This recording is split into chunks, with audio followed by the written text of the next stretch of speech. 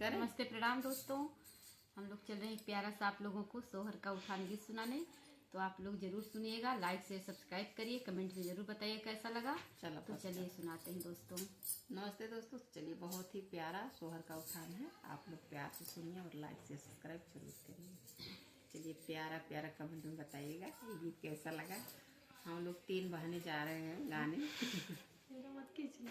नहीं यहाँ नहीं, खाली 3 बहना का इसमें राग रहेगा। टूटला पलंगिया के डोरिया ललन गिरे भुइया रे हारी। टूटला पलंगिया के डोरिया ललन गिरे भुइया रे हारी। ललन गिरे भुइया रे हारी। ललन गिरे भुइया रे हारी। टूटला पलंगिया के डोरिया ललन गिरे भुइया रे हारी। अपन मोती तजारी जुठावती। अपन मोती तजारी जुठावती। सजन कयम्मा निर मोहिया ललन नहीं छुए रे हारी। सजन कयम्मा निर मोहिया ललन नहीं छुए रे हारी।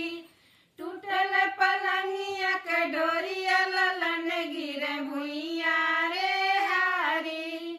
टूटल पलंगिया के डोरिया ललन गिरे भुइया रे हारी।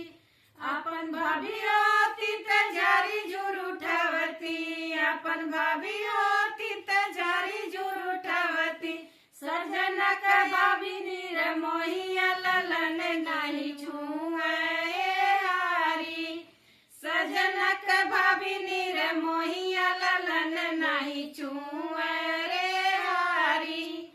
टूटल पलंगिया के डोरिया ललन गिरे भुइया रे हारी।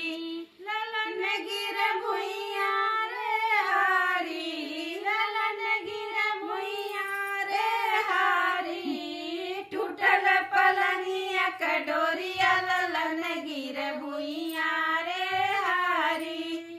अपन बहिना होती तजारी जुर उठावती। अपन बहिना होती तजारी जुर उठावती।